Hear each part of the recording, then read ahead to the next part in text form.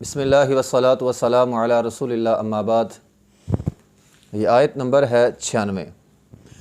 اعوذ باللہ من الشیطان الرجیم، بسم اللہ الرحمن الرحیم۔ وَلَتَجِدَنَّهُمْ أَحْرَصَ النَّاسِ عَلَى حَيَاةٍ وَمِنَ الَّذِينَ أَشْرَكُوا يَوَدُّ أَحَدُهُمْ لَوْ يُؤَمَّرُ أَلْفَ سَنَةٍ وَمَا هُوَ بِمُزَحْزِحِهِ مِنَ الْعَذَابِ أَن يُؤَمَّرَ وَاللَّهُ بَصِيرٌ بِمَا يَعْمَلُونَ۔ وَلَتَجِدَنَّهُمْ اور البتہ آپ ضرور انہیں پائیں گے، احرص الناس وہ زیادہ حریص ہیں لوگوں سے، علی حیاء زندگی پر، زندہ رہنے کی زیادہ خواہش ہے انہیں، ومن الذین اشرکوا اور ان لوگوں سے بھی زیادہ اشرکوا جو مشرک ہیں، مشرکوں سے بھی بڑھ کر یہودیوں کو زندہ رہنے کی زیادہ خواہش ہے۔ یود وہ چاہتے ہیں، احدہم ان میں سے ایک، ہر ایک یہ بات چاہتا ہے، لو یعمر الف سنہ کہ اسے 1000 سال عمر مل جائے، وما هو بمزحزحہ من العذاب ان یعمر، اللہ تعالیٰ فرماتے ہیں اگر انہیں 1000 سال عمر دے بھی دی جائے تو بھی 1000 سال عمر انہیں آخرت کے عذاب سے بچا نہیں سکے گی۔ واللہ بصیر بما یعملون اور اللہ خوب دیکھنے والا ہے جو کچھ وہ کر رہے ہیں۔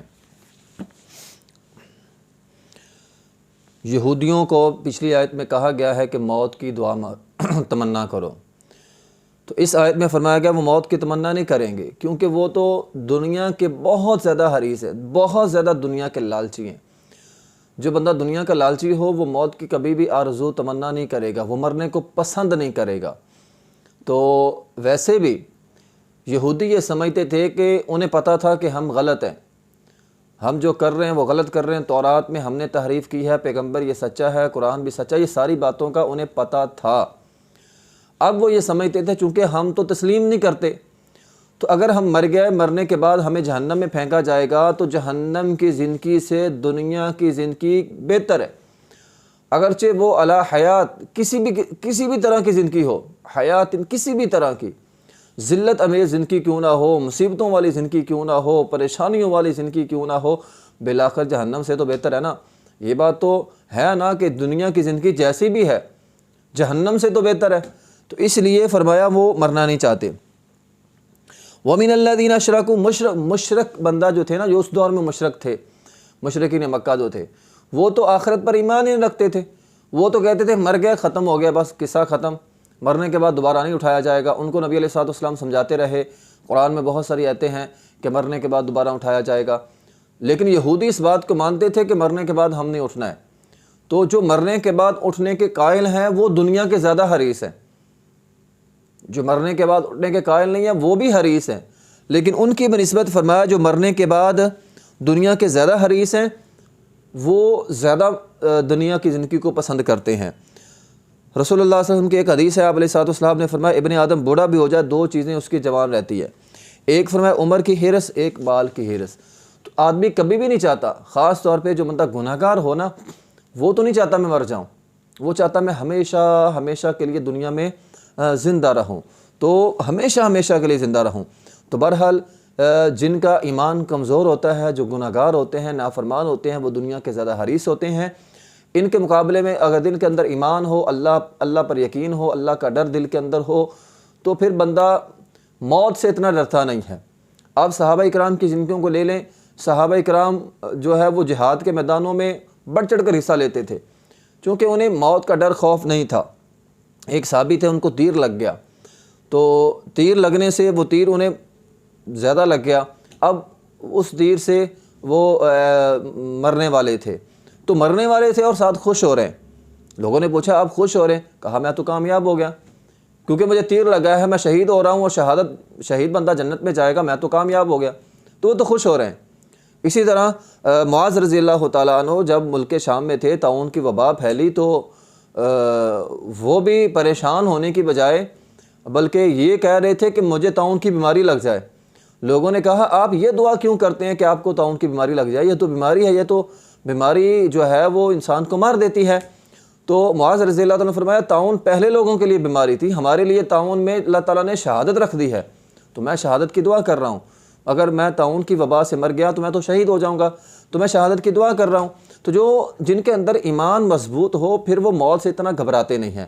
یہودیوں کا ایمان تو تھا ہی نہیں، بلکہ وہ تو دنیا کی زندگی پسند کرتے تھے۔ تو اللہ تعالیٰ نے فرمایا اگر الف سنہ، ان کو 1000 سال بھی عمر مل جائے نا، وما ہوا بمزحزحہ، پھر بھی آخرت کے عذاب سے بچ نہیں سکتے۔ 1000 سال، 1000 کیوں کہا گیا؟ اصل میں عرب کے اندر 1000 کا ہندسہ بہت بڑا تھا۔ ہمارے ہاں بھی یہ جملہ مشہور ہے، ہم کہتے ہیں جیو ہزاروں سال، تو 1000 کا جملہ ہمارے ہاں بھی مشہور ہے۔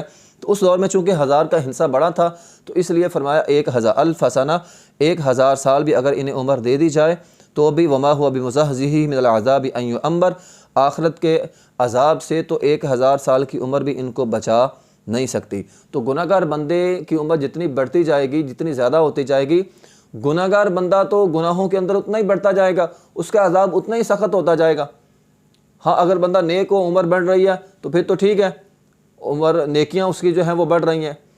تو اس لیے گناہ گار اور اوپر سے عمر مانگ رہے، فرمایا ان کا عذاب تو مزید بڑھے گا۔ تو بہرحال دنیا کی زندگی کے مقابلے میں آخرت کی زندگی کا انتخاب نیک لوگ کرتے ہیں۔ انبیاء کرام کو باقاعدہ پوچھا جاتا تھا مرنے سے پہلے، نبی علیہ السلام سے بھی فرشتے نے اجازت لی تھی کہ آپ کی روح قبض کر لوں، تو نبی علیہ السلام نے صحابہ کرام کو فرمایا تھا اللہ نے ایک بندے کو پیغام بھیجا ہے کہ وہ دنیا کی زندگی پسند کر لے یا اللہ کے پاس آ جائے، تو اس نے اللہ کے پاس جانے کا انتخاب کر لیا۔ تو چونکہ اللہ کے پاس جانا بہتر تھا دنیا کی زندگی سے، اس لیے وہ لوگ اللہ کے پاس چلے گئے اور انہوں نے ملک الموت کو اجازت دے دی۔ تو بہرحال دنیا کی زندگی بہتر اس لحاظ سے ہے کہ انسان اس میں نیک عمل کرے، جو نیک عمل کرتا ہے اس کے لیے دنیا کی زندگی بہتر ہے، لیکن جو انسان نیک عمل نہیں کرتا اس کے لیے دنیا کی زندگی جو ہے وہ عذاب میں مزید اضافہ کرے گی، آخرت کے عذاب میں مزید اضافہ ہوگا، مزید ان کا عذاب سخت ہوگا۔ اس لیے انسان اگر دنیا کی زندگی میں رہتا ہے، انسان صحت کی دعا بھی مانگتا ہے، تو دعا ایسے مانگنی چاہیے۔ ہمارے ہاں یہ جو جملہ مشہور ہے نا، صحت والی لمبی زندگی، تو اس جملے میں تھوڑا سا اضافہ کر لیں، صحت والی اور نیکیوں والی، صحت والی اور اطاعت والی لمبی اللہ تعالی زندگی دے، کہ زندگی بھی لمبی ہو، صحت والی بھی ہو اور نیکی والی ہو، اطاعت والی ہو۔ ایسی زندگی جو ہے وہ نیکیوں کے اندر، وہ درجات کے اندر جو ہے وہ اضافہ کرتی ہے۔ تو ایسی دعائیں جو ہیں وہ ہمیں کرنی چاہیے۔ تو بہرحال جو بندہ گناہ گار ہوگا وہ کبھی بھی مرنا پسند نہیں کرتا۔ تو انسان گناہوں کی زندگی کی بجائے یہ دیکھیے یہ زندگی تھوڑی سی ہے، گزر جانی ہے، جیسی تیسی بھی ہے گزر جانی ہے، لیکن اگر نیکیاں کر کے گزریں گی تو آخرت میں ہمارے لیے درجات ہوں گے، اور اگر گناہوں میں گزر گئی تو فرمایا انسان 1000 سال بھی جی لے تو 1000 سال کی زندگی بھی آخرت کے عذاب سے اسے بچا نہیں سکتی۔ اس لیے انسان جتنا بھی جیے آخرت کے لیے جیے، نیکیوں والا جیے، اطاعت کے اندر جیے، تو ہی انسان دنیا میں اور آخرت میں کامیاب ہے۔ اس لیے انسان کو یہ دعا کرنی چاہیے ربنا آتنا فی الدنیا حسنہ وفی الآخرۃ حسنہ، دنیا کی زندگی بھی نیکی والی اور آخرت میں بھی اللہ تعالیٰ اچھا صلہ انسان کو عطا کرے۔ وآخر دعوانا الحمدللہ رب العالمین۔